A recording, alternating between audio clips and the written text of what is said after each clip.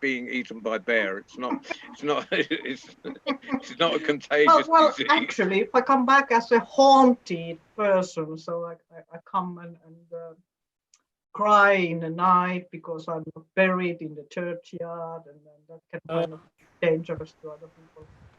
Right. Anyway, we're nearly there. We'll start in a minute, and we hope other people will join us. I'm full of optimism. I always have been. You are the or as I've gone and got a real job. No. Well, if they don't, we've got very good company as it is. Yes, we're a lovely company. Yeah. Bianca, are you happy? Yeah, I'm very happy. I'm glad to be here with all of you. So, well, this weekend was midsummer, and I'm reliably informed that the sun is staying still for days, so we can extend midsummer. And the person who passed me this knowledge, the font of all knowledge in midsummer stuff, is my great friend Suzanne Arnold, who's story weaver, who is who's going to create some magic for us. When she's created that magic, we're going to move from story to song to story to song, and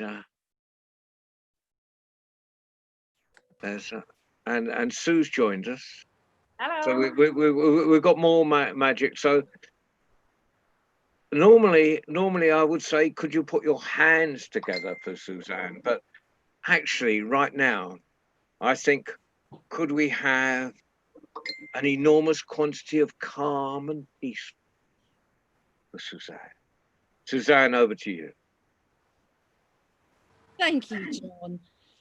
What a lovely introduction. I'm not sure about knowing everything there is to know about the solstice, but what I do know, I will share with you. And it's not so much, well, it is about the solstice, but maybe a little bit of background would make a bit more sense, because I am a storyteller, but I am also a celebrant.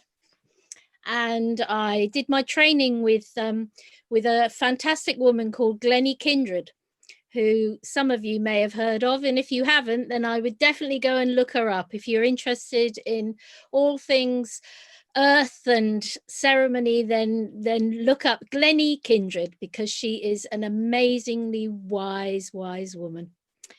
Definitely an earth spirit.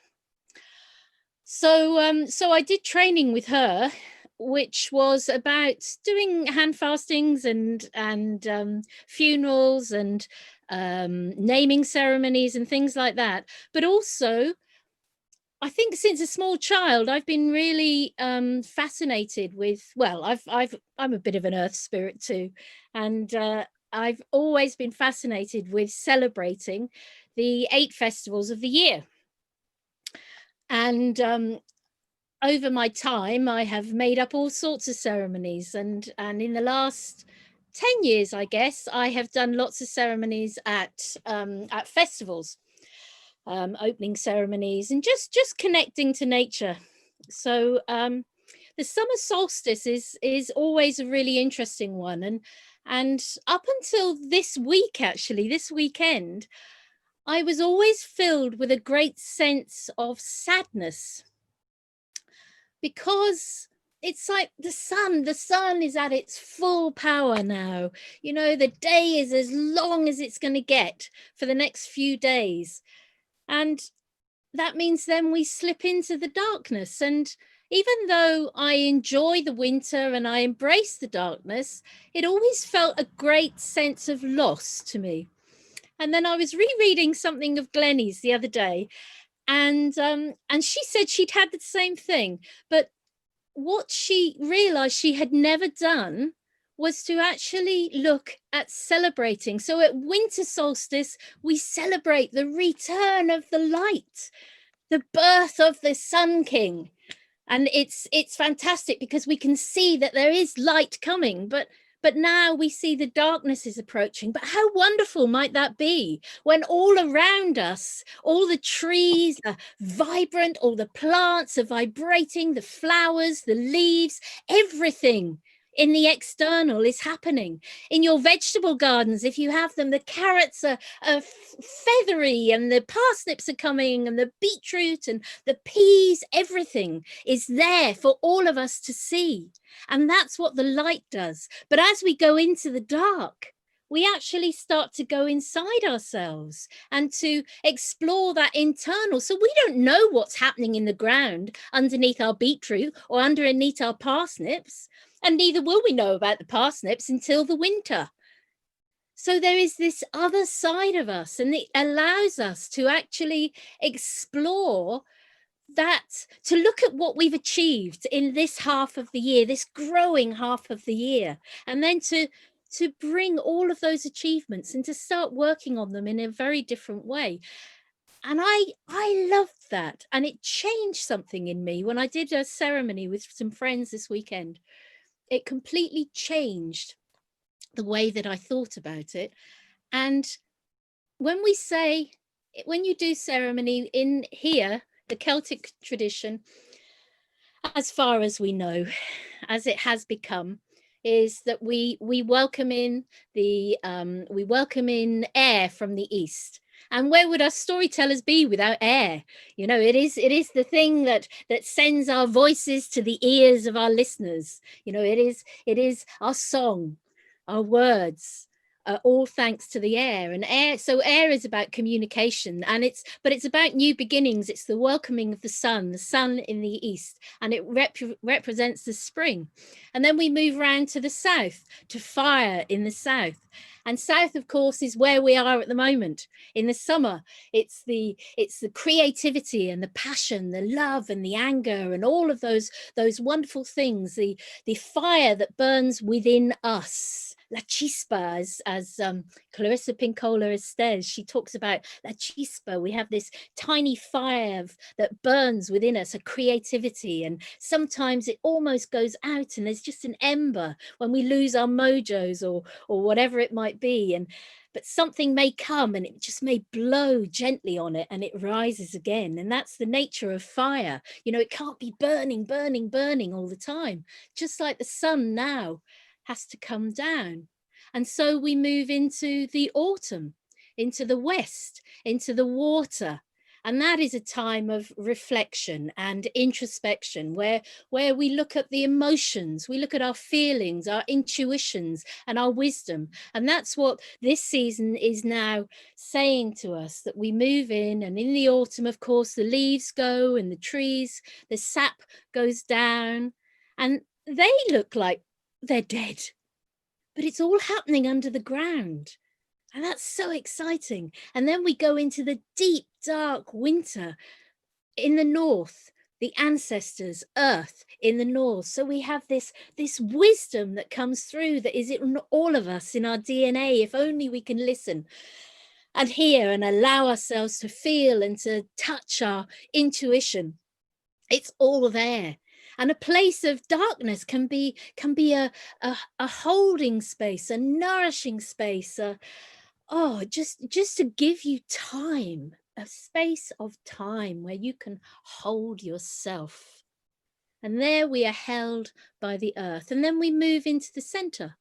And in the center, we have spirit, or consciousness, or awakening, or energy, or whatever you hope or wish to call it. What it is our life force.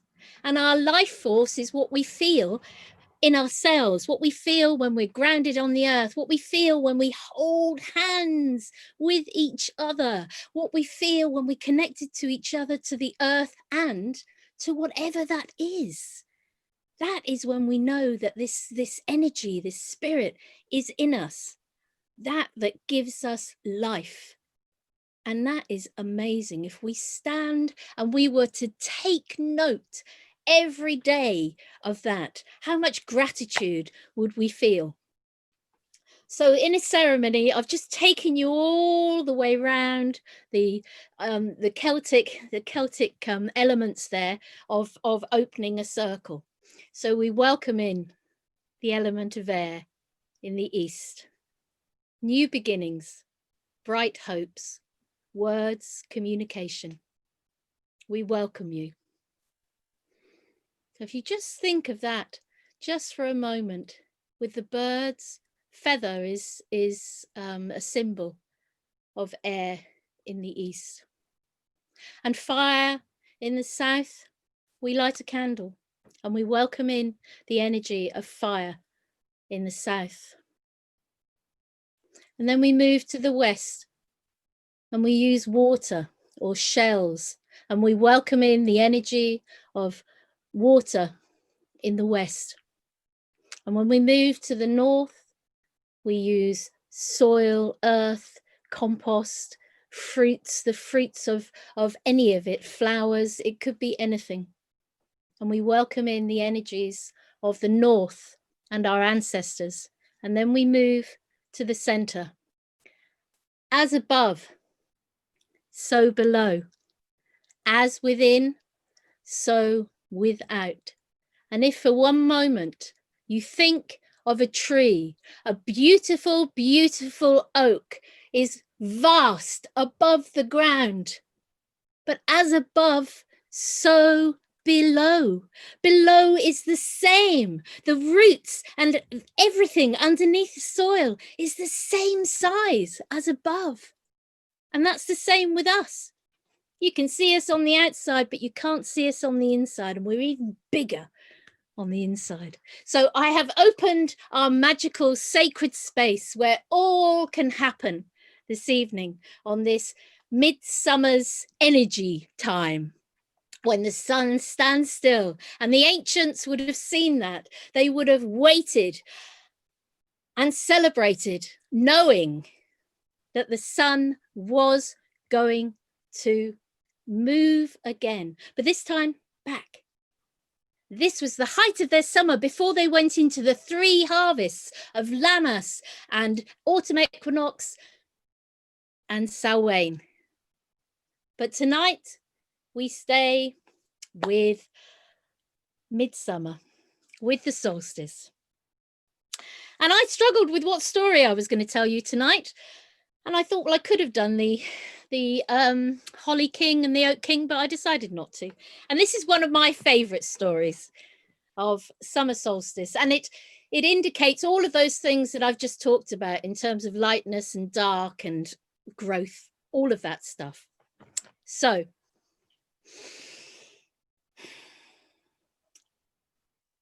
once upon a time there was a queen, and the queen was sitting looking out over the land whilst she sewed. Down below in the snow was the hunter, the huntsman, and he was killing a deer, and the blood from the deer dripped onto the snow. And the queen thought how beautiful that was. And even though she had 12 fine sons, she just wished she had a daughter.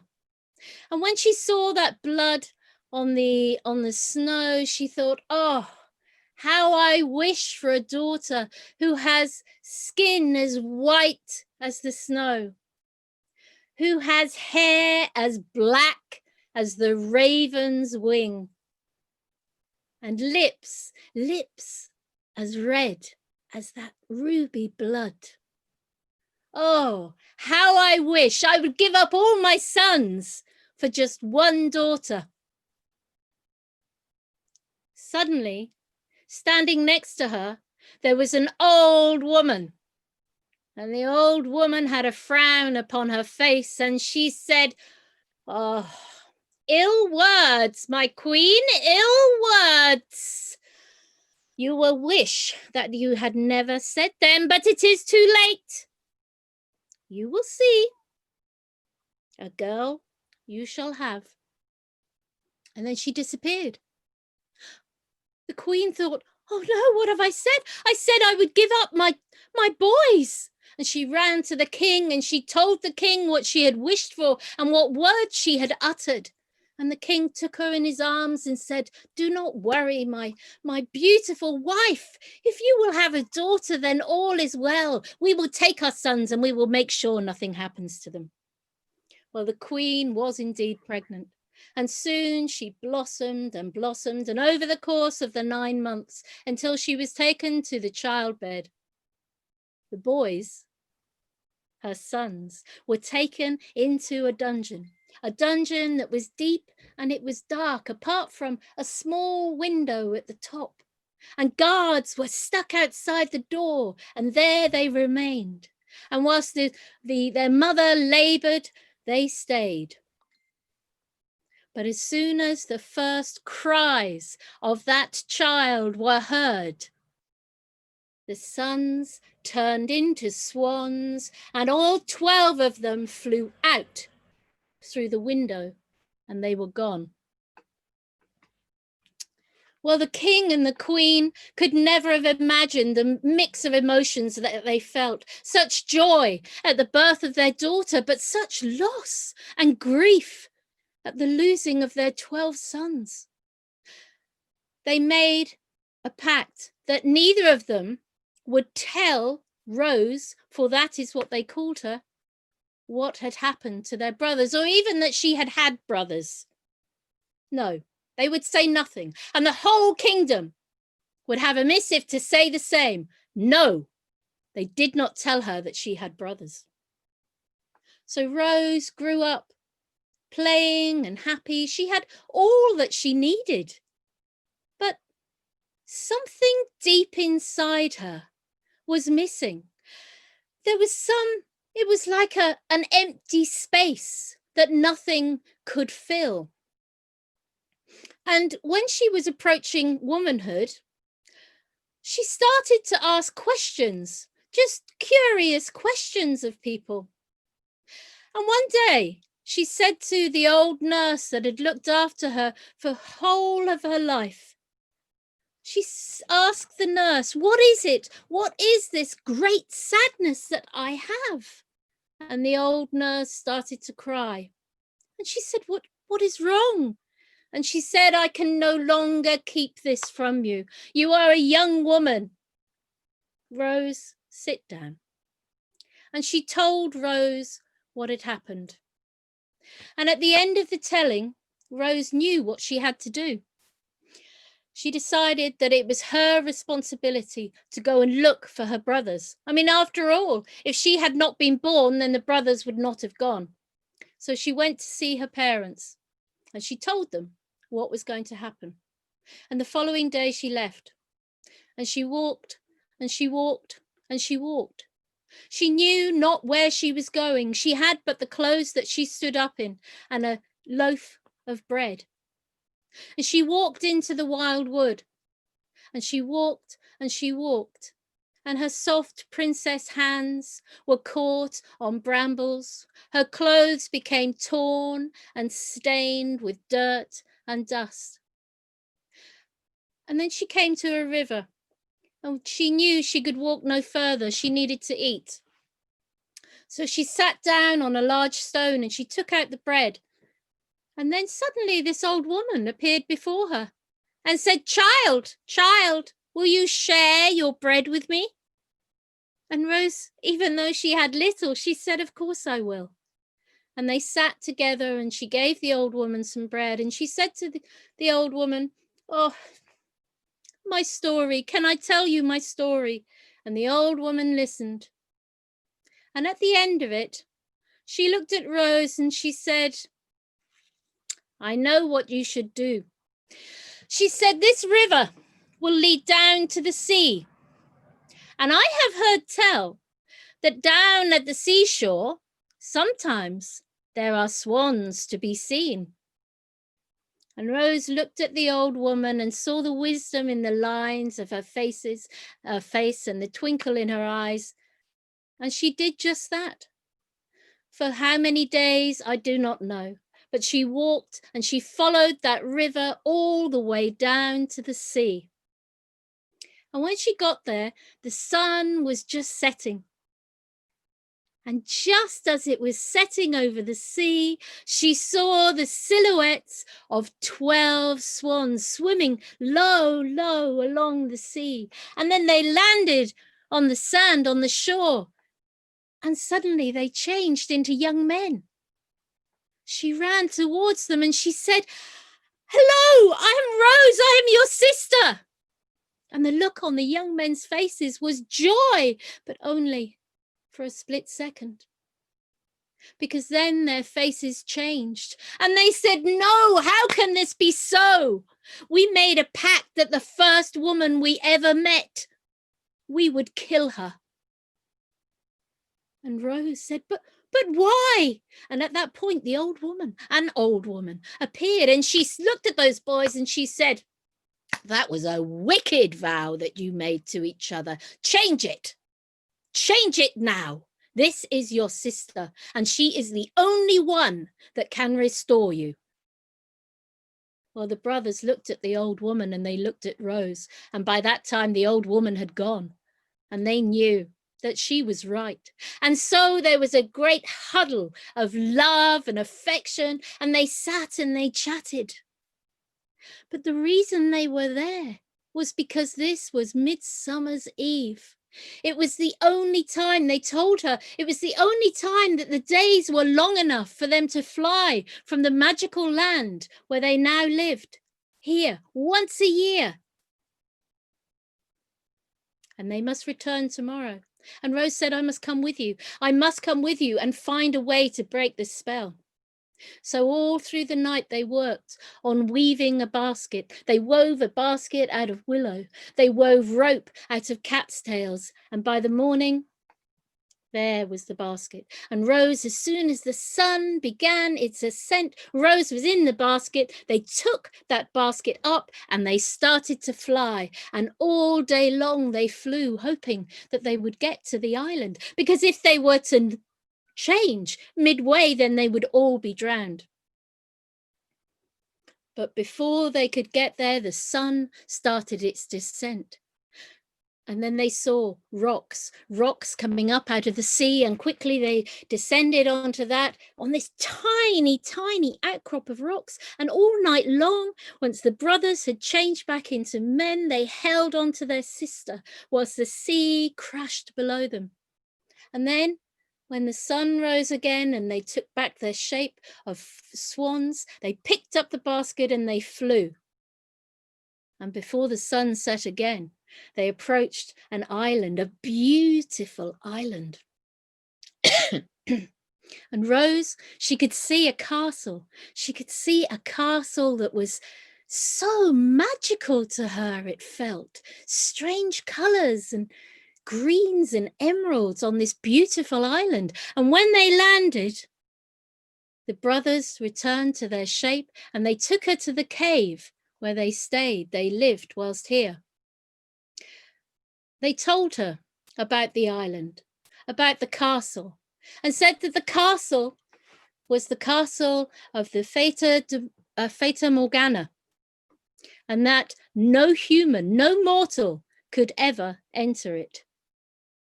Well, Rose thought about this, and she thought about it as she was falling asleep. And in her dreams that night, she entered that castle. She walked along those corridors, and what a place it was. If darkness had had a light, then that's what she would have seen, shining, as she walked along the corridors through many, many doors until she came to the throne room. And there, in front of her, was the Fata Morgana, standing in all her glory with this light shining from within. And she looked at Rose, and without even speaking, Rose knew what she was saying. And Fata Morgana asked her if she wanted to save her brothers. There was a task that she needed to do. Would she be prepared to do it? And Rose said, yes, she would. She said, it will be hard. For you must weave shirts for each of your brothers. She said, you must not speak You must not cry out. You must not laugh during the whole time that you are doing this. You must remain silent. Can you do this? And Rose said, yes, yes, I will. You must gather the nettles from outside the cave, and when those have gone, you can only gather the nettles from a graveyard. And with that, Rose returned to her sleep, the dream finished, and in the morning when she woke up, she knew what she must do. She got up and she went straight outside to the wild nettles that grew outside the cave, and she started to gather them. With her bare hands, she gathered those nettles, no matter how much it hurt. She did not cry out. And when she had gathered enough, she put them on the floor and she stood on them with her bare feet. And all day long, she stood on these nettles. She worked on those nettles until her feet were red and raw and smarting. And then when she had enough, she took those nettles and she started to spin the thread. And she spun day after day after day. And her brothers, even though she could not speak to them, they seemed to know that what she was doing was for them. And so that was how her day went. She spun and she spun and she spun as much nettle as she could. And then she wove the cloth, and then she cut and she sewed. And each day she could have cried with the pain, but she did not. One day she was sitting outside the cave, and a young man came along on a horse, and he stopped and he spoke to her, and she looked at him and she pointed to her mouth and no. And he understood what she meant and said, Can I sit with you, please? And just whilst you work. And she just looked at him and he thought she'd said yes. So he sat with her, and all day long they sat in company. And he talked to her and she listened. And when he left that day, he said to her, I am the king. I am the king on this island.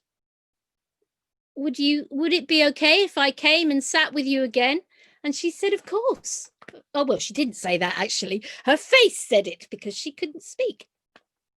And each day he would come until the two of them felt such affection for each other and love that he asked her to marry him.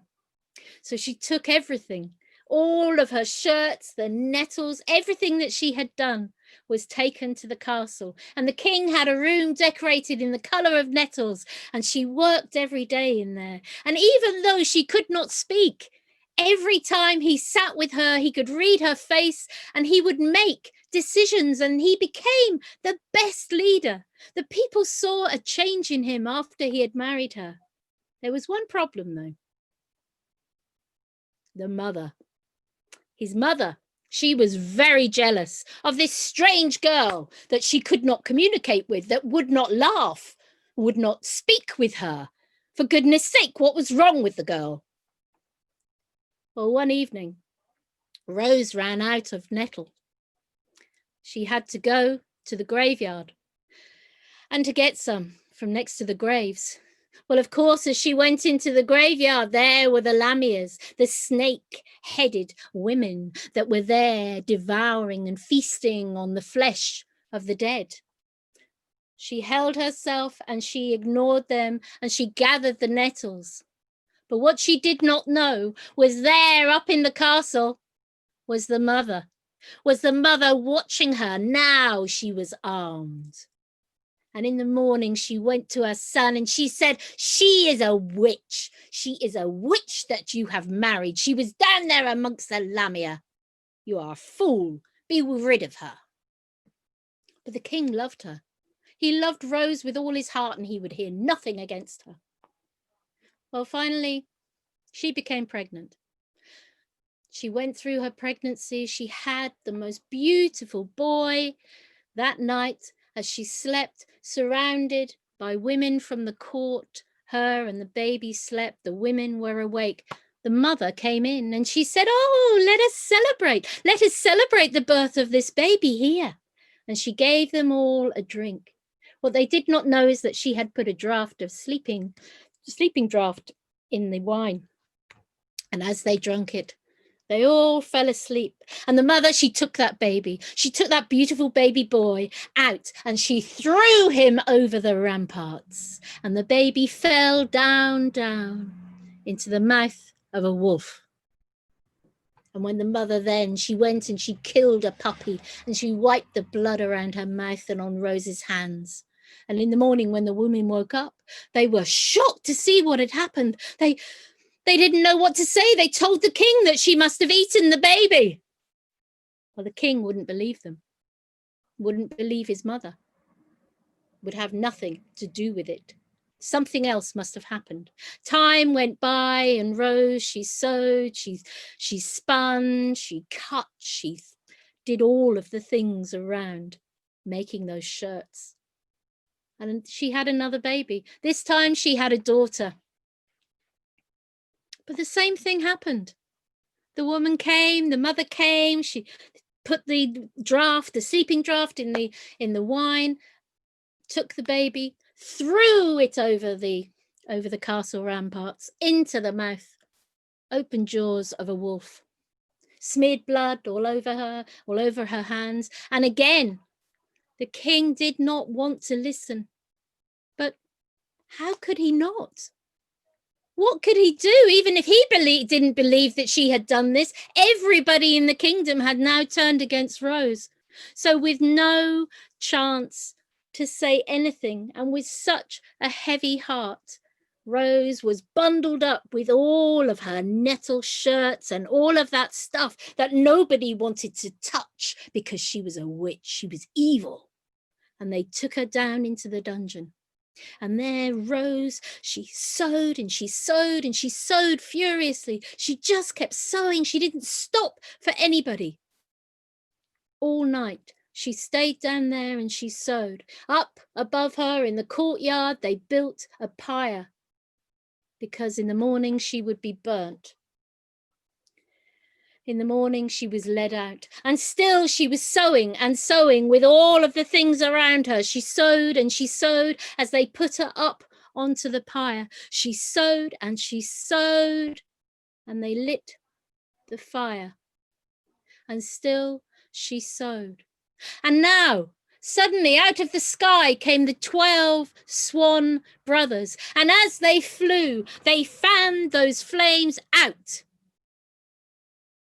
And as they did, Rose threw a shirt onto each of the swans' backs, and they changed into the young men that they were. Well, the young king came running up to his wife, and she shouted, "I am innocent!" And then she fell. The king thought she was dead. He rushed her into his arms, and as he laid there with her, the pyre turned into green leaves and roses started to grow.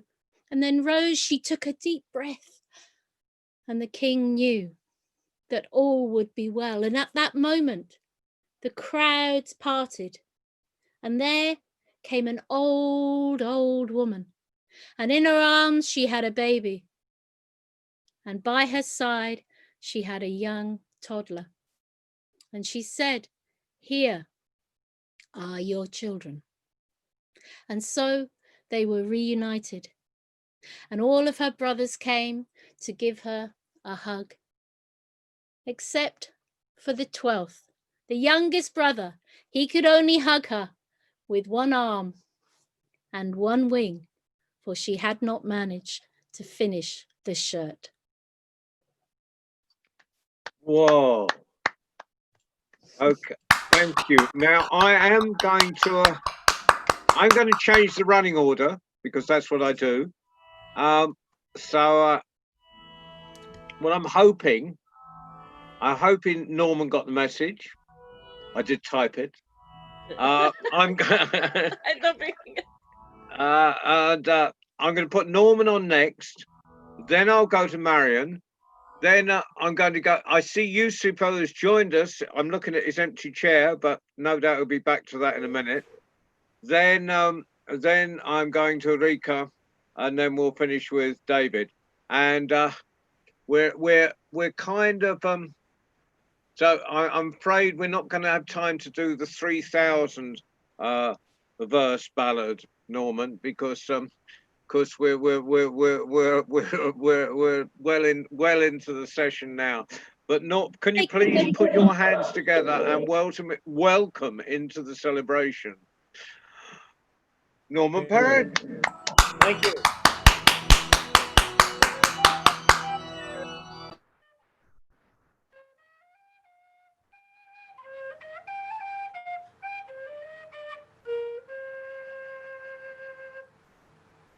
Who knows where the ballads come from? The stories and the songs. What I'm about to sing, I want to give you a little bit of background because it's a most definitely unmagical beginning. When you go by the excavations and tall towers and they go down 4, 5, 6 stories into the earth, and then there's a tower built that goes 50 or more stories up, down in the depths of the earth there are many things happening. And at the corner of King and Bay at the Toronto Dominion Bank in 1982, what was happening was the TD Bank cafeteria. And I was working as a busboy, going back and forth with dirty dishes. It was a short journey, about 5 meters, back and forth. And I did that for a long time. And what happens when you have such tedium?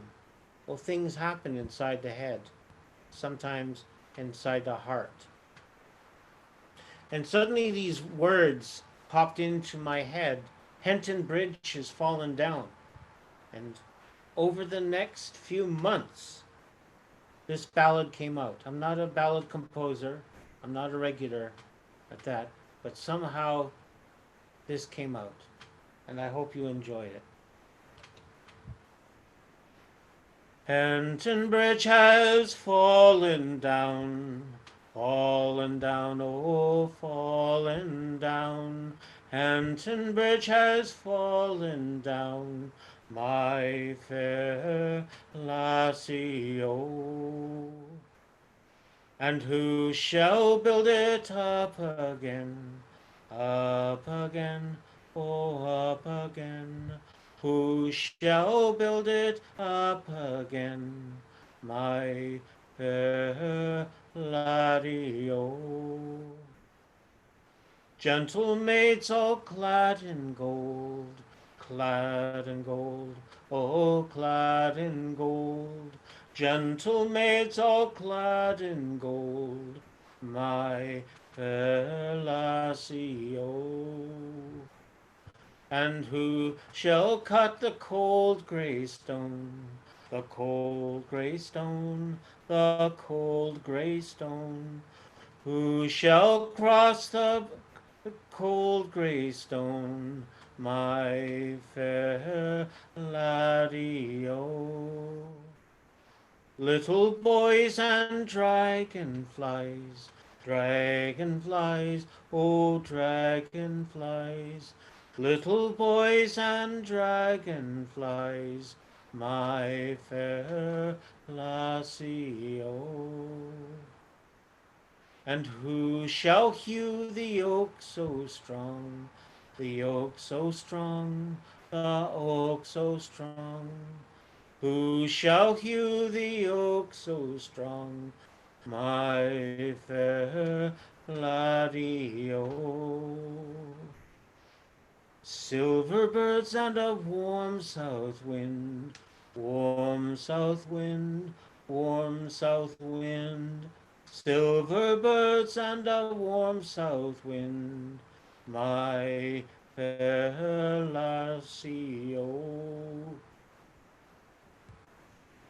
And who shall cross a bridge so rare, a bridge so rare, a bridge so rare? Who shall cross a bridge so rare, my fair laddie, oh? Thou and I on Midsummer's Eve, Midsummer's Eve, Midsummer's Eve, thou and I on Midsummer's Eve, my fair lassie, oh.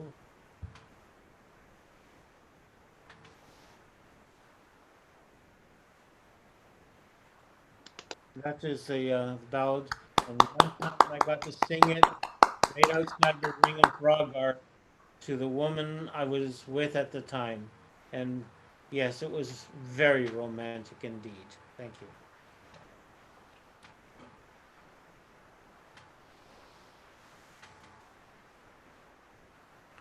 you. That's the thing. I have a short piece, John, if you wish, if you have time. That fits. Is it okay? Yes, yes. Thank you. Well, it's a midsummer story. And it's all about a fellow named Bad Jack. I don't know if it's any relation to you, John. But Mad Jack was known as Mad Jack because he would just wander around saying, let me tell you a story. Let me tell you a story. Well, he was mad. Nobody wanted to hear a madman's story. But it was midsummer's. And people were celebrating. There were wreaths of flowers. There were people walking around with hawthorn staffs and Rowanwood's wands, etc. And so they said, hey, John, Mad Jack, we'll listen to your story. And so Mad Jack says, it's a tale I have to tell. Come, sit and listen. And the people, he sat down on a rock, and people gathered around him. He pulled out a little silver whistle. He played a short tune.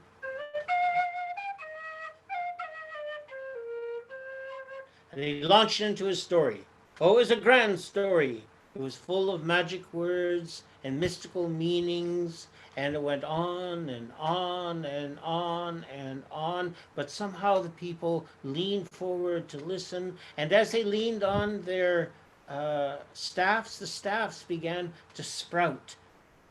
They began to sprout leaves and flowers, and long dormant seeds in the earth began to sprout, and vines began to grow up, and flowers began to grow, and more vines grew in and out of the listeners and wrapped themselves around with vines and flowers around their legs, their waists, their shoulders, up above, and flower wreaths themselves began to sprout.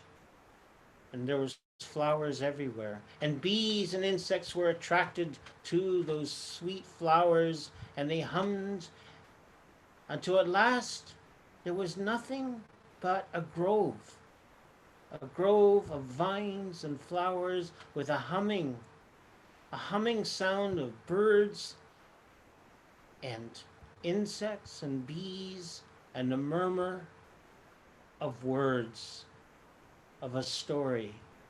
And if you, to this day, that grove exists.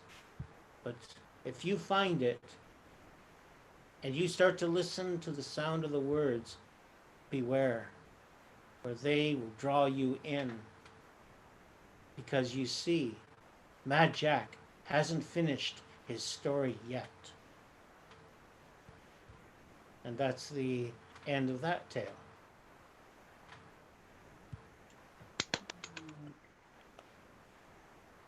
Great story. I love the singing. Yeah. Thank you. And Norman, that was great. That was wonderful. Lovely, lovely song, lovely story. And thank you for being here. Now we're going to go from Toronto down to Cambridge. We can, you know, it's great. We can fly across the world in seconds. And then we'll go. Then we'll go from Cambridge to Brixton or Sierra Leone or whatever, however we want to look at it. And then we'll pop to Finland, and then we'll go up to Yorkshire. I think so. We're doing all this business around the world, and it's all being controlled from Transylvania.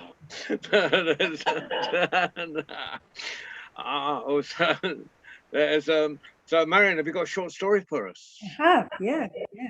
You know, I've made that journey from Toronto to Cambridge. Toronto was where I lived before I lived in Cambridge. But, well, Hamilton, just south of Toronto. But when you live in Cambridge, you pick up weird facts. And as we are in the presence of at least more than one shaman tonight, I've got a little fact about shamans. And I learned it from a weather forecaster. And she said that the place in the world that's hardest to forecast the weather is in the Himalaya mountains. Each of the valleys of the Himalayas has its own weather pattern, and there is no satellite in the world that can predict that weather. The only people who can predict the weather are the shamans, and they do it with chants and prayers and songs and stories. And I bet they use the story I've got for you tonight because it's a big old story and it comes from India. And they say that at the beginning of time, it was the god Indra that made the whole earth, the whole planet, and he made it green. He made it with green grass, green trees, green bushes, everything green, lovely and flat. He thought it was the best thing ever. Maybe a little uneventful, maybe lacking something, he couldn't think what, but he loved it and he went to walk in the earth every day. But he always made sure he was back with the gods on the nights that Parvati was cooking dinner. Because as everyone knows, Parvati is the best cook ever. Her saffron rice, she does the spiciest dal, she does her coconut curry, you can smell it across the universe. And so when Parvati called for dinner, Indra was there. And one time, while Indra was away eating this delicious feast, something happened on his beautiful green earth. Something bubbled up from the flat green plain. A huge great mountain of rock and rubble forced its way up, smoke, flames coming out the top. And if there had been anyone there to watch, they would have seen coming through all this smoke and the flames, great talons, a huge snout, great eyes the color of fire, a neck spiky and ridged, shining scales, a huge belly, a great tail, flailing and twitching, a dragon. The dragon pulled himself out of that mountain and looked around. He was thirsty after all that heat and flame. The name of this dragon was Varitra, the swallower. Now, Indra knew that green grass and green trees, they need water to keep them green. So he had put little pools and puddles and streams and lakes all over his beautiful earth. And it wasn't long before Varitra had found a little puddle of water and reached out with his long black tongue and licked it all up, swallowed it down into his great belly. And then a stream and a river and a pond and a lake. He did not stop until he had gobbled down every scrap of water on the whole of the earth.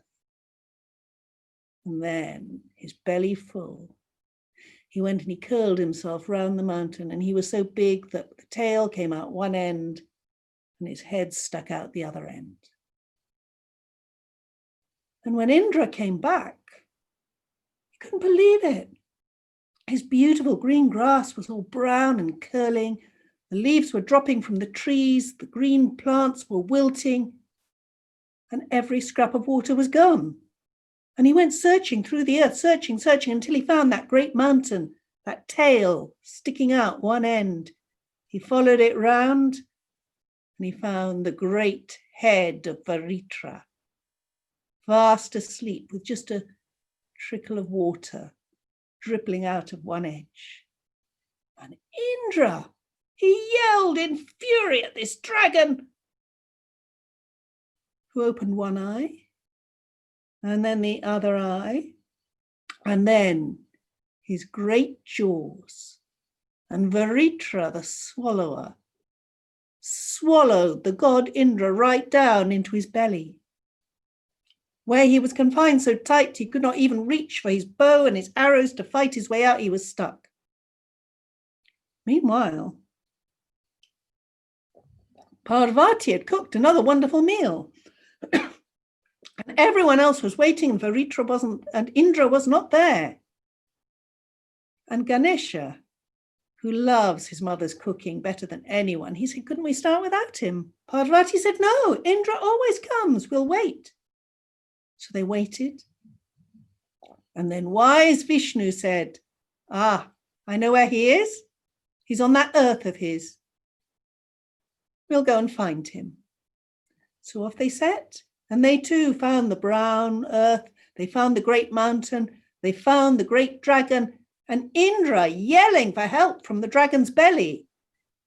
Well, Kali and Shiva, the great warriors, they had their weapons ready to attack, but Vishnu stopped them and sat down on the ground and started to yawn.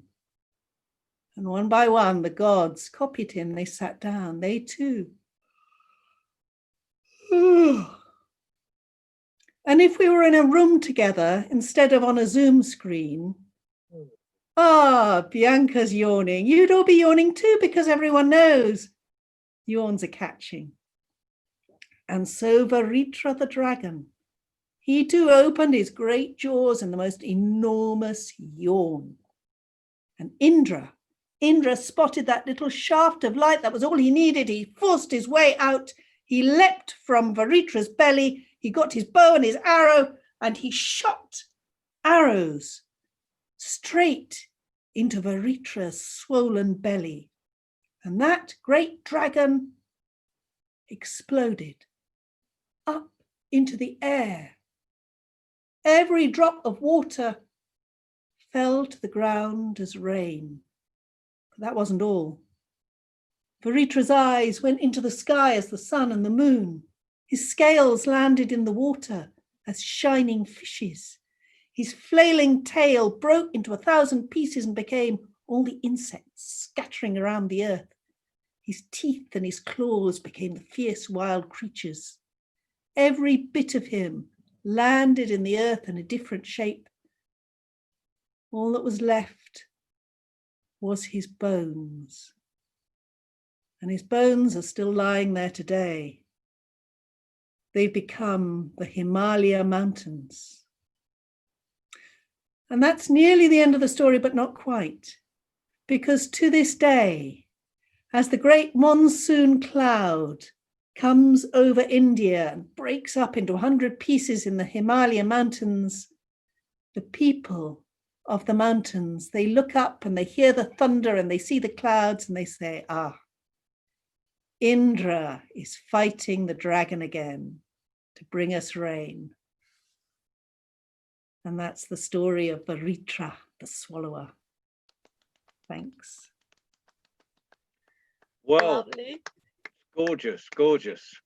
That's great. We've had Suzanne, Norman, the multi-talented Norman with song and story. We've had Marion, and now I'm going to get on my skateboard. I'm going to go down the M11. Round, I'm going to go down where it hits the A11. I'm going to go through the Blackwall Tunnel. I'm going to cut down. I'm going to cut down the A2. I'm there. I'm going, and I'm nearly there. I'm nearly there. Hold on. Yusuf, just hold. I'm nearly at your door.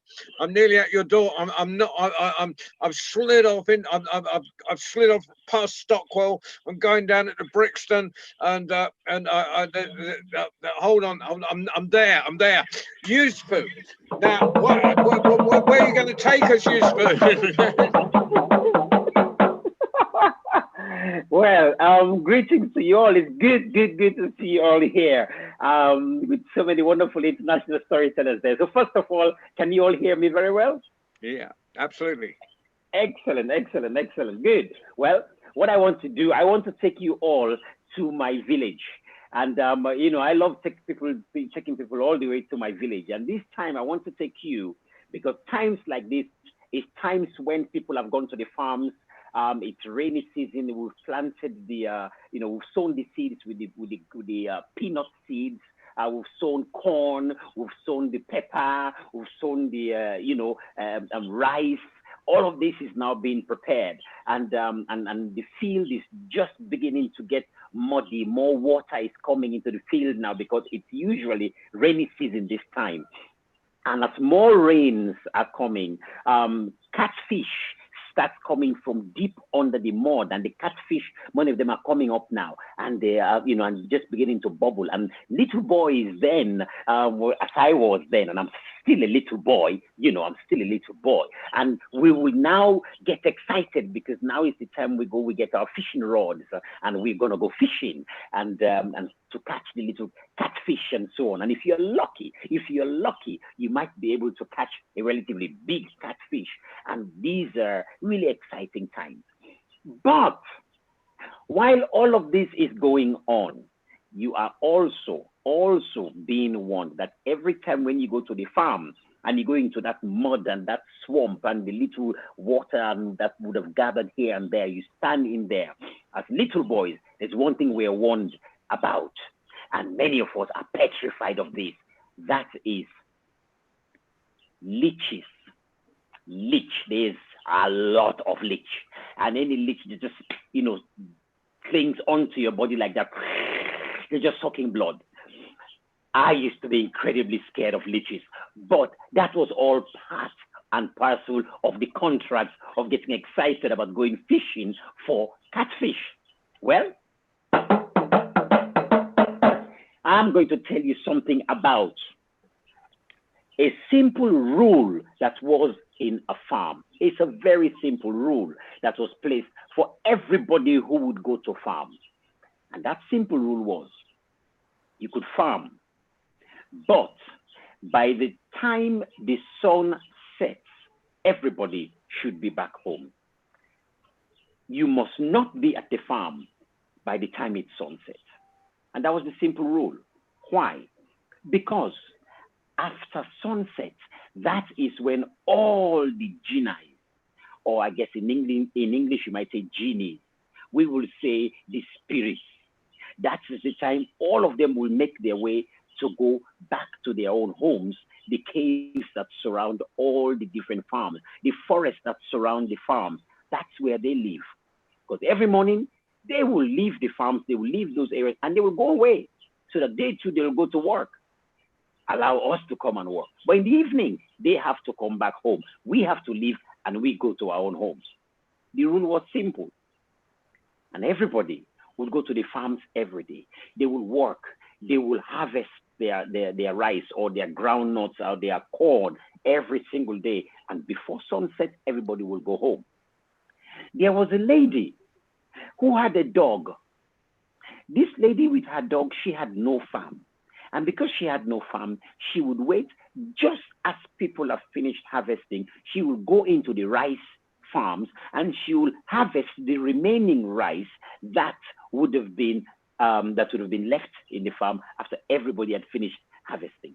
She will harvest this remaining rice.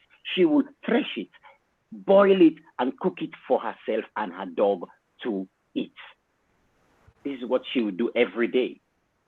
And she went to the farm one day. She had finished harvesting. The sun was up, but she didn't realize it's one of the longest days in the calendar. But the sun was up. Today the sun is up for long, eh? Well, you know what? I might as well just go into this little abule. An abule is a little hut that is built in the farm, usually just for you to go and rest, have a sleep from the hot sun. So she thought, I'll just go in this abule and I'll just go and pound my rice in there and cook here because after all, the sun is up. So this woman, she went inside the abule. Her dog was outside. This dog is loyal and faithful to always protect this woman. The dog was laying outside and the woman went inside the abule. And as she was inside there, she was pounding. She's pounding the rice in the mortar using her pestle. And as she's pounding the rice, she did not realize the sun had gone down. The sun had set. And as she pounded away, the genies started coming. But as you know, usually, if you're with children, usually children will be the first to run home. And same thing with the genies. It was the baby genies that were the first to run to say, oh, we're going home, we're running home. And as they're coming, they heard.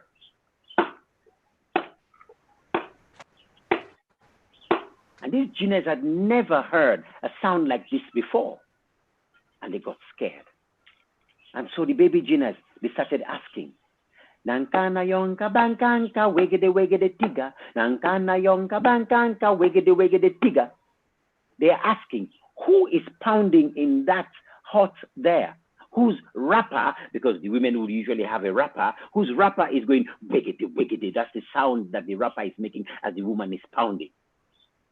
And then the dog that was laying outside the house, the dog heard the genies singing, and the dog answered, na e na e na e na na e na ondo na e. And the woman, hearing this dog making noise outside, she got angry and she came out. You stupid dog, why are you making all this noise? Shut up, sit down, sit, shut up, sit down. Silly dog making all this noise. You want to put me in danger? Sit down. And the dog sat down quietly. And all this dog is trying to do is to protect the woman. She went back in the hut. And the baby genies, they heard the sound again. They started asking, Nankana yonka bankanka wegede wegede tiga. Nankana yonka bankanka wegede wegede tiga. And the dog answered again in trying to protect the woman. And the dog is simply answering, it is us, it is us, it is only us. Na e na e na e na na e na ondo na e. And this time the woman, she got so angry. She came out, she could not believe, what kind of dog is this? This dog, all this time I'm feeding this dog, now this dog is making all this noise, and this dog wants to put me in trouble.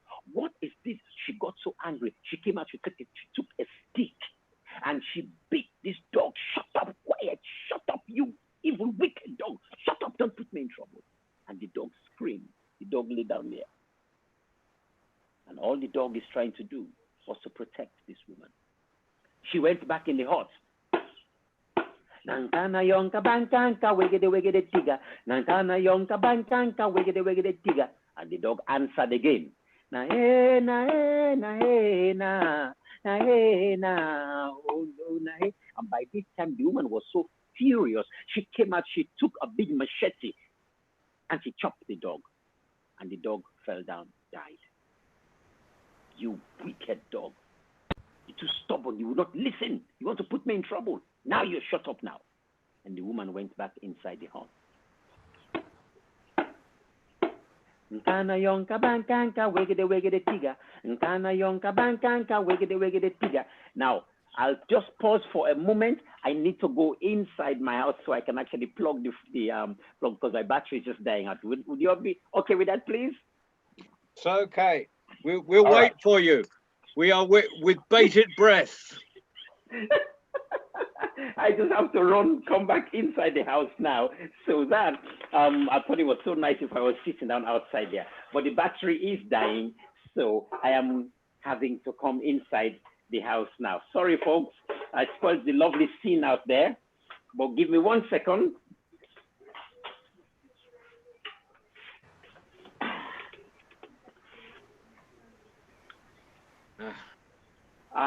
Okay, now I am back there, I'm powered up. Are you all there with me? Yes. All right, excellent. I know the lighting is not as good as outside, but, well, this woman, this time, she came back inside the hut. She started again. And the baby genie asked, Nankana yonka bankanka wegede wegede tiga. Nankana yonka bankanka wegede wegede tiga. And this time, the dog that had been dead answered, Na eh, na eh, na eh, na eh, na undo na eh.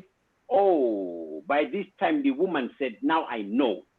This dog is the most evil dog I've ever known. And this woman, she got outside.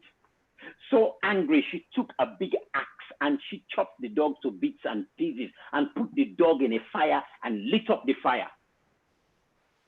And she got back inside the hut again. Nkana yonka bankanka wigede wigede tiga. Nkana yonka bankanka wigede wigede tiga. The chopped up, burnt up, charred dog started singing again. Na eh, na eh, na eh, na eh, na undo na eh. And all this dog is trying to do was to protect the woman. And the woman, she got up and said, and now I know the reason for my poverty. I now know that this dog carries a lot of witchcraft in it. This dog has been responsible for my poverty. Now you see, my people, this is what I have been talking about all this time. That my poverty, see, I've been carrying it all around with me. And now I am going to teach you a lesson. And the woman, she took a broom and she swept all the ashes of this burnt out dog, went to the river, threw everything away. She came back and she put the dustpan and the broom down. Nkana yonka bankanka wegede wegede tiga. Nkana yonka bankanka wegede wegede tiga. And this time, na eh, na eh, na eh, na eh, na undo na eh. The hair of the dog that was left on the broom was singing. And this woman, she says, my people, do you all understand now? I know it. Witchcraft is everywhere. No wonder we are in this position. If I am right, this dog is responsible for creating COVID-19. This dog is definitely responsible for making sure COVID-19 is scattering everywhere. This is why this dog doesn't want to. Well, today I will show you that me, I'll take chloroquine, I'll take nivaquine, I'll take ampicillin, I'll take everything to make sure I get rid of your corona nonsense out of here today. And she took water, she took all kind of soap, she washed and cleaned and brushed and washed the broom, everything, and threw it all away, washed the place clean. She came back, went inside the hut. Nkana yonka bankanka wegede wegede tiga. Nkana yonka bankanka wegede wegede tiga. Nkana yonka bankanka wegede wegede tiga. Nkana yonka bankanka wegede wegede tiga. And by this time, these Ginnais, baby Ginnais, got scared. Bigger Ginnais were coming. Nkana yonka bankanka wigede wigede tiga. Nkana yonka bankanka wigede wigede tiga. Bigger Ginnais were coming. Nkana yonka bankanka wigede wigede tiga. Nkana yonka bankanka wigede wigede tiga. Bigger Ginnais were coming. Nkana yonka bankanka wigede wigede tiga. Nkana yonka bankanka wigede wigede tiga. Bigger Ginnais were coming. Nkana yonka bankanka wigede wigede tiga. Nkana yonka bankanka wigede wigede tiga. Bigger Ginnais were coming. Nkana yonka bankanka wigede wigede tiga. Nkana yonka bankanka wigede wigede tiga. Bigger Ginnais were coming. Nkana yonka bankanka wigede wigede tiga. Nkana yonka bankanka wigede wigede tiga. Bigger Ginnais were coming. Nkana yonka bankanka wigede wigede tiga. Nkana yonka bankanka wigede wigede tiga. And these biggest Ginnais were now the mother Ginnais. And you don't mess with the mother Ginnais for their baby Ginnais. When they came and they heard this sound that they never heard before and saw their baby Ginnais so scared, they too got so angry. On one hand, they formed the great Kilimanjaro mountain. On the other hand, they formed the great Mount Sugarloaf on the other hand here. And on top of them, fire exploded. And as the fire exploded, it came down and engulfed the hut. And in the hut, it engulfed the woman. And she was no more. And so, at times like this, our people teach us that we must learn to respect the other living beings that have prepared the land for us that we are now going to farm on in order for us to live. And we must give them their own respect. We must make our offerings to them. And the least we could do is to give them the space to go home and let them carry on with their own peace. And that is my story for you today. Whoa, Yuska, that was fantastic. Brilliant. I think I've got. I can't fly. I can't. There's no aeroplanes at the moment. I was going to go down to City Airport and then and get a plane up to Tampere in Finland, and I was going to walk out in the forest, but I'm going to have to flap my arms to get there. So I'm going to do a little flapping and fly up to Finland, and then I'm going to meet Rika in the forest, and have you got a short tale for us, Rika? Yep, I do. Yep, that's me. Yep. Yep, a short midsummer tale. And I think some of you may have heard that I like to talk about cows. Have you realized that I like cows? And it's a story about cows as well. And it happened that there was a young woman, girl, and because it had been Midsummer Night, there is always dance somewhere. And she had been dancing the whole night through. And she was on her way home. But since it actually was already morning and it's bright as it is in Finland on summer night, she thought that, well, she wouldn't go to sleep at all. Instead, she decided that she will go to the lakeshore to wash her face with the first fresh water from the lake. So water that no other people had been touching that morning. It was called the water of a crow. And if somebody was washing hers or his eyes with this first water of the morning, this person would get rid of all drowsiness for the whole next year. And when you are a young bonny lassie, so that's a very practical thing to do, get rid of the drowsiness so you can dance all nights. So she's walking towards the lake, and as she's reaching the lake, she's noticing that on the meadow close to the lake, there is a small herd of cattle, maybe 5, 6 of them, but extremely beautiful animals. They are round and fleshy and shiny haired. They are copper red in color, and their horns have a lovely curve like a crown of a queen. And she didn't recognize those cows, so she was sure that they were not from her village. And then she started to think that as it was Midsummer Night, maybe that was the cattle of the Queen of the Lake, the goddess of the lake. She was called Vellamo. As the fishermen had told, that Vellamo had cattle in that very lake. They had seen them grazing down under the water on a calm day, eating the lake weed in the bottom of the lake. And sometimes they say, especially in the midsummer, in the early morning when there is still the morning dew, the cows will climb up and have their breakfast on the meadows on the dry land. She tried to remember that there were tricks how to make these lovely lake cows to stay on the dry land, because those cows were known to be grand milkers. They were milking plenty. And she remembered one trick was to have an object made out of iron, and that should be cast over the entire herd.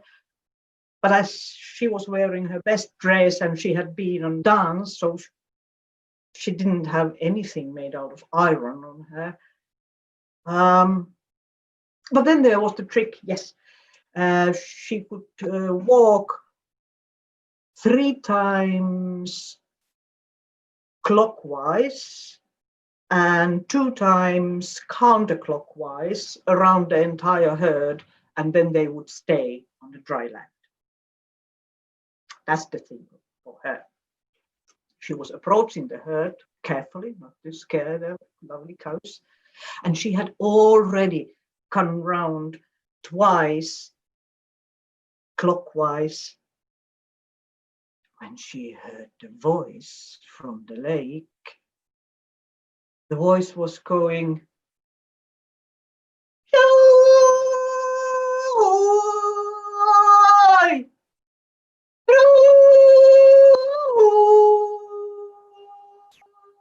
Joy! Joy!"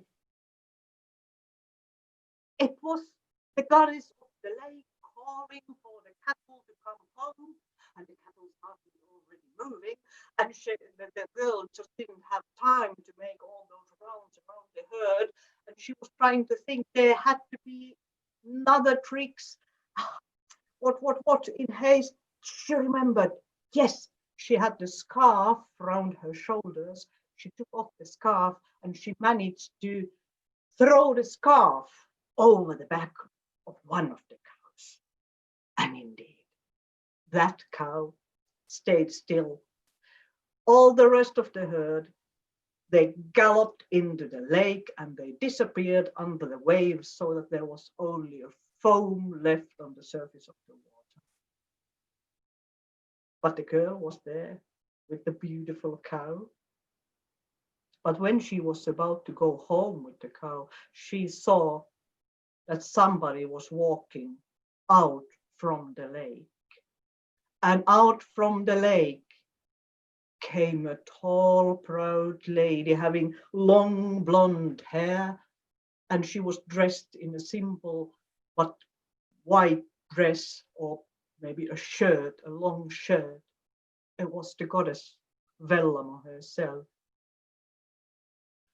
The goddess stood up from the lake, looked at the girl and said, "So, you got one of my cows? Fair enough.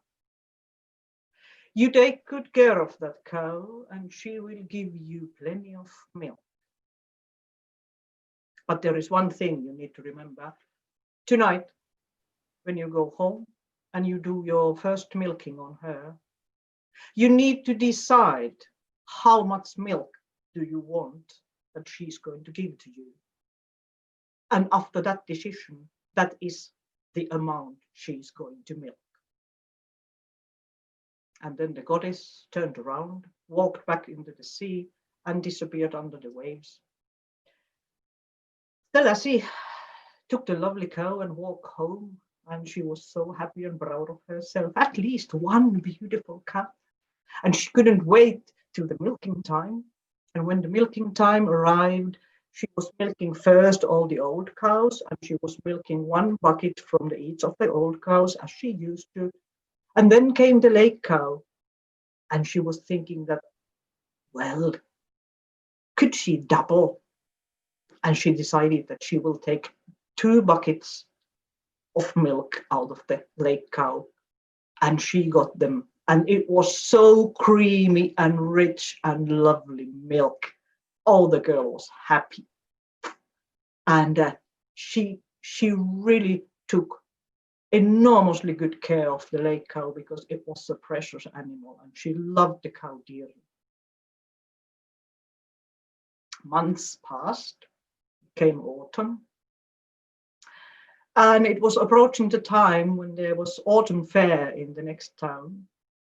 And the girl decided that now that she's got a plenty of milk coming in, she could make butter, and she could take the butter to the marketplace and sell it and get some money. And she started milking and making butter. And shortly before the market, she realized that, oh, she needs to dress up for the fair. But she had lost the scarf. When she was throwing the scarf over the back of the cow, the other cows were trampling it into the mud. And she wanted to have a scarf, you know, it kind of, it's the outfit of a young lassie that they should have a scarf. And then she got an idea that now that she has all that butter and she's going to sell the butter, she's going to get money. Maybe she could buy herself a beautiful scarf from the autumn fair.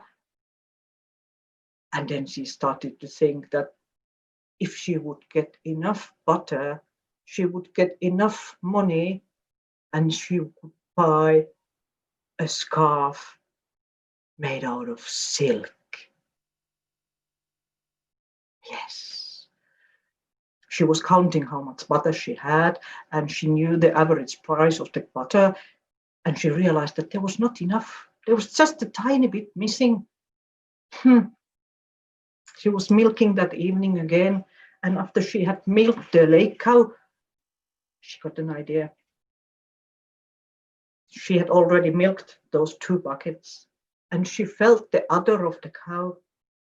And she could feel that it was still kind of heavy, and it felt like it was still full of milk. And she thought that maybe this one time she's got plenty of milk. It doesn't hurt the cow if I would just go and fetch a 3rd bucket so I could get a bit more milk and I could get a bit more butter, and then I could get a bit more money. And I could buy myself a scarf made out of silk. And she fetched the bucket. And the very moment she sat down by the side of the cow and was about to start milking again, the cow tore herself off and run out from the barn and run across the fields and run straight into the lake. And that lake cow was never, ever seen again on dry land. And that was my Midsummer Magic story. Oh. Beautiful. Right now, I'm. Thank you, Rika. Now I'm gonna see if I can get a plane. I've got a little monoplane waiting in Tampere Airport, and I'm going to fly it to Manchester Airport, and then I'm going to go down the M62 on my skateboard, and I'm going to take the Halifax turning. And then I'm gonna I'll go through Keighley, and I'll take myself up to Silsden, and I'm gonna knock on David's door on the off chance that David's got a story for us. And then Norman's not there anymore. I was going to say I just thought we might finish with a song from Norman before we sort of close proceedings. Does that sound like a good idea? Norman, yep. Come back. Norman, after this, could you do another song after David's story, Norman? Yeah, yeah, okay. Please unmute yourself. Yeah, we cannot hear you. Norman, that's okay. Just put your thumbs up if you can do another song after David's story. I don't have another song. Well, that's all right. Anyone else got a song? No. Yusuf, you got a song? Yeah, you've always got a song. You've always got a song. Okay. So we'll go to David for the last story, and then we'll go to Yusuf for the last song, and then we'll go to Suzanne to close the circle. So we will have had ourselves a magnificent midsummer celebration. So David, have you got a short story for us? Brilliant. Well, thanks for that, John. And I'm glad he didn't stop at Manchester and he kept going up to Yorkshire. So you've got to keep quick. First and foremost, it's fantastic to invite me back. Can everybody hear me? Yeah, Yeah. am I sort of loud enough? Yeah, thumbs up. Yeah, thanks for that, because I know probably had a little bit of trouble with the microphone. It is, again, it's another world exclusive, because I've never told this story before, and the story that I'm going to tell is called The Lazy Midsummer Hare, and it takes place in England, Yorkshire, and it also takes place in a woodland, and it starts on Midsummer's Eve. And in the woodland, there's the usual. We've got trees, shrubs, plants, and we've got foxes, badgers, woodpeckers, hedgehogs. They're all there. All the things you'd expect to find in a woodland. But there's one other person that lives in the woodland, and this other person is indeed a fairy. So this makes the woodland a magical woodland. Now, when Midsummer's Day arrives, as we all know, the sun will be at its strongest, its most powerful, and above all else, its most magical. And the fairy knows this, because the fairy looks after the woodland and gives it a blanket of protection through her magic. So when the sun is high in the sky, powerful and magical, all the magic filters down and shines for a whole day on the woodland. And the fairy knows this, and she can pass on this special kind of magic, because on Midsummer's Day, the sunflowers will be as tall as ever. They'll be the tallest, brightest, most golden, sunshiny yellow they'll ever be. And all the butterflies, when they're flying around, just for one day, they can change to any colour that they choose, or it can be colours of the rainbow. But the most magical thing of all was the warm, kind and loving feeling that stayed inside all the animals in the woodland for just one day. And that's what they looked forward to. That's what they worked for all the year through. They couldn't wait for Midsummer Day to arrive. But there was indeed a price to pay for this wonderful, kind, warm feeling. And that was the various everyday jobs, everyday tasks that all the animals had to do. And the fairy set them tasks. And examples would be that the hedgehogs had worked ever so hard. They kept all the paths clear of all the unwanted little bugs and things like that. The hedgehogs had done a fantastic job. The storks had been particularly brave this year. They'd protected all the lovely, juicy strawberries. And even Toad was known for many, many years as Grumpy Toad. Everyone called him Grumpy for obvious reasons. But over the last sort of month, people had been starting to call him Kind Toad. And why? Because he'd made such a fantastic job of the pond. He'd kept it so clean. People started to call him Kind Toad. And the badgers had done a fantastic job on night patrol, because they knew that sly old fox would be about. So the badgers had been working hard, and a special thank you was going to come the way or go to the woodpeckers. And why? Because unfortunately, earlier on in the year, there'd been a flood. Some of the mice had lost their homes. So the kind woodpeckers flown down and made good use of some fallen trees and hollowed them out and made some wonderful homes for the mice. So everybody in the woodland was waiting for the magical day to arrive. Now, just at the other side of the hill, just a little bit lower down, the land was all boggy and swampy. And in this boggy, swampy land lived some goblins. They were very nasty, always up to evil tricks. And they'd managed to sneak in to the magical woodland.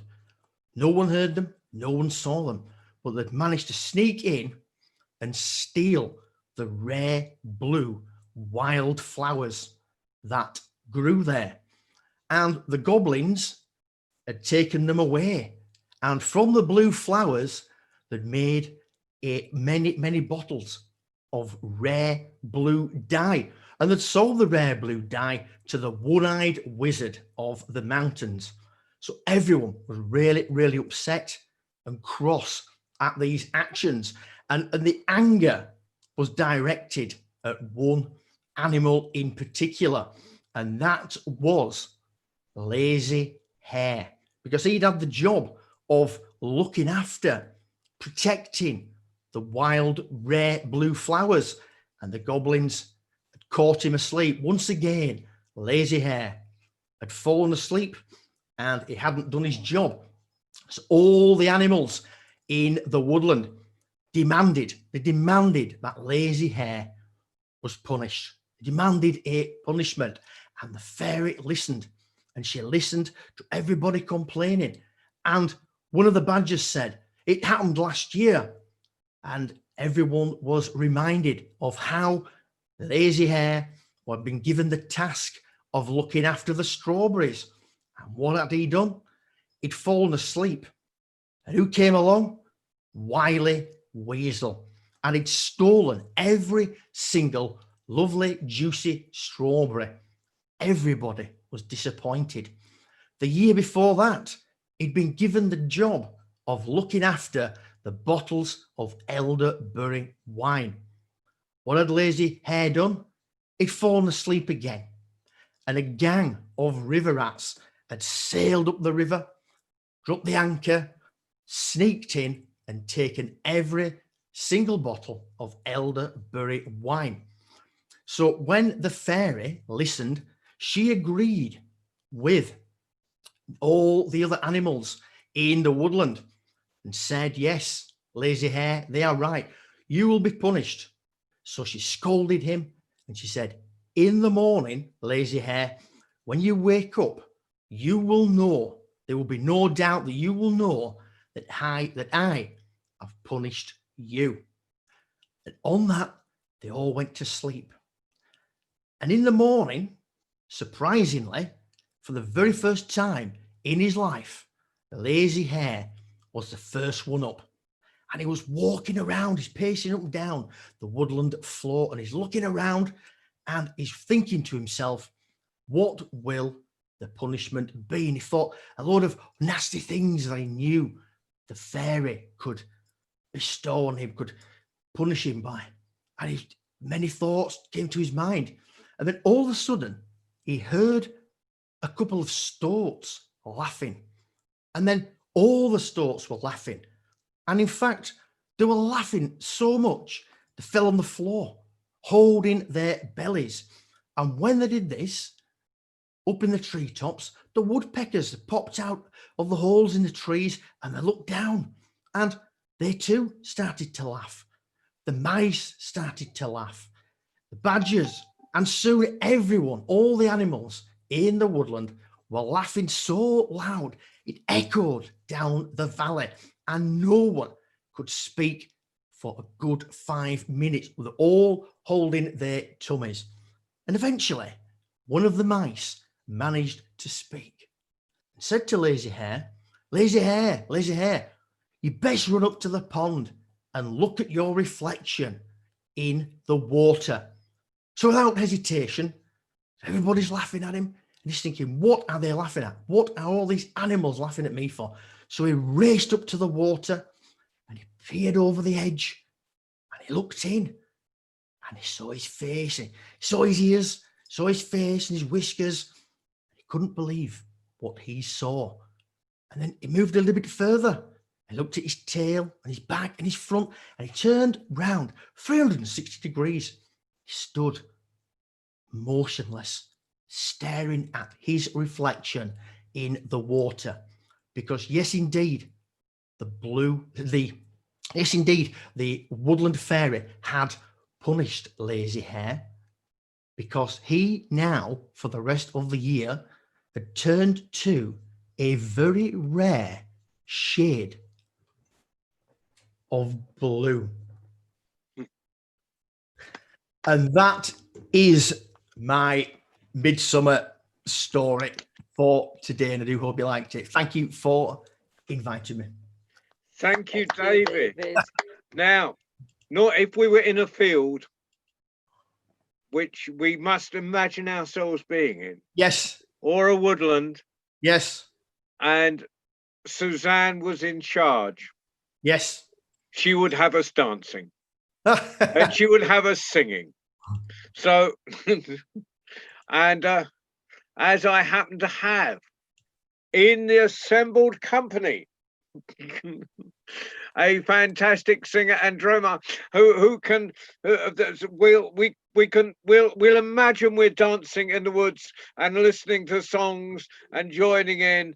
Yusfu, could you take it away for the end of this? I've got, before you do, I've got to thank everyone as told tonight. Norman, you're amazing. I nearly didn't give you a chance to do that story, for which I get on my knees, and if I got on my knees, I'll disappear off the screen, so I won't. Enrica, and there was Marion, there we are, and David, everyone, you've been amazing. Thank you very much. And Yusfu, I'm going to shut up. Oh, Rika, did I say Rika? I'm terribly sorry.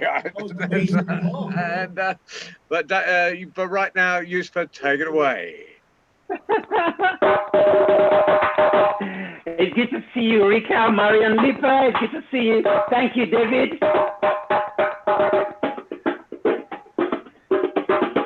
I hope you all can hear this very well.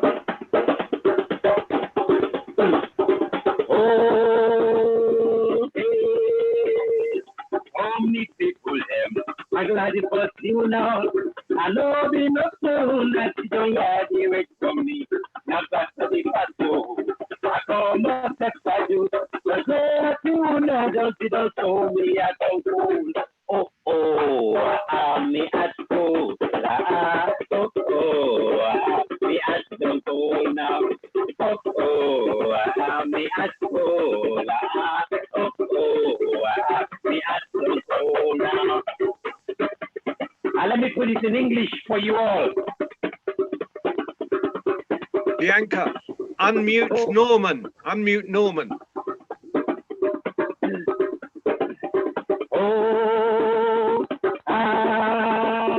Oh, my good friend. I'm happy to see you all. I didn't know that you were sitting here waiting for me. I was just passing by, coming from Sierra Leone. Now that you are all sitting here waiting for us. I'm happy. I'm happy to see you all. I'm happy. I'm happy to see you. I'm happy. I'm happy to see you all. Whoa, that's fantastic. We'll, Suzanne, in 1 second, but just to remind you what's coming up on Thursday. I mean, tomorrow live is Mike Dodsworth, but on Thursday from 1 till 3, we've got all the storytellers that would normally be in the storytelling tent at Glastonbury Festival, and I've allowed 2 hours, but probably it'll rattle on. So Bianca, if you're on the controls, drink lots of coffee before you come on. But for right now, thank you everyone, and close the circle. We'll go back to Suzanne. Wow. Brilliant, absolutely brilliant, fantastic. So we take all of that wonderful energy, all of that love and joy and wisdom and learning and the energy of the season, the growth and the abundance, and we have it all within our sacred space. And so we take it and we release it out. as we close our circle this evening, as we give thanks to Spirit, the energy of the cosmos, as we give thanks to Earth and the ancestors in the north, as we give thanks to water in the west, to fire in the south, and to air in the east. We give thanks and we take that magic and we put it out there to all the ears and all the people and all the hearts of all of those around us, with love into the world. And I wish all of you such love, such abundance. Stay well, stay safe. Thank you. Thank you, John. Thank you, Suzanne. Thank you. Thank you. Brilliant. Thank you, everybody. Thanks, John. Thank you. All right. Thank you, everybody. Thank you, John. Thank you. Thank you. All right. Ah. Thanks. It's been a great session. Bye. Thank you. Happy solstice to everyone. Happy solstice. Yeah. Thank you to you too. Ah. Do you want to chat? Yeah, yeah. Oh. Well, we, you know, we don't get a chance to speak across countries very often. Yeah. and especially, has anyone got any questions for Suzanne? You know, I mean, like, as the font of all knowledge.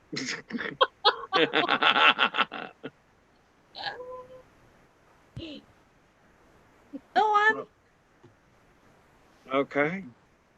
Right, can I just say that I don't want to ask a question. I just want to say, as somebody who's been in a circle doing ceremony with Suzanne, like all of her wonderfulness and all of her love and everything just kind of really just reaches out across this, and that's it's joyous. Thank you, Suzanne. Oh, thank you, Sue. Bye, Althea. Yeah, dear. Hi, Mary. Bye. Well, thank you, we'll Suzanne. say goodbye to. And next week on my Monday magazine, we're celebrating Gypsy Traveller and Rope History Month, and I've got storytellers. I've got the Doyle family. Anyone who's been to Strumpshaw Fair would have heard the Doyle family, who are the last remaining Irish traveller family band, and a Richard O'Neill storyteller, traveller storyteller. And Peter Monk is going to talk about his journey from being born in a bow top to where he is now. And so, and I'm really, and I've got, and Raina, who's a gypsy poet, and who has published an anthology of gypsy women poets. And so we've got I've dug deep, and they're all coming on board. So that's next Monday's session, which you might some of you might be interested in. Come and join us. Yeah, Yes. definitely. Been one. Yeah. John, just quickly, I left the words on the chat for anybody who wants to pick up the. It's right at the outset. So anyone who wants to use that poetry ballad, they're most welcome to do so. If you don't mind, Urban, I can add it on the cafe on Facebook. On the messenger. I can add the text on the messenger on cafe. Oh, yes. Because the chat will not be remain, and it's better like this. Okay, fantastic. Thank you, Norman, for that. And thank you for it. I'm going to have to learn more ballads. Now I've been asked to expand. Yeah, well, it was kind of I you know, some people here have been in a live tent with me where I've been comparing, so they know that they never know when I'm going to bring people in. Because I have an idea. Wouldn't it be nice if? And I forget to tell them in advance. So okay. So you've now entered the craziness. Oh dear. I think I'll enjoy it. Okay, well, thank you very much, everyone. You've been brilliant. Thank you. Susan. Thank you, John. Thank you, Marianne. Bye. Bye. Bye. Bye. Bye.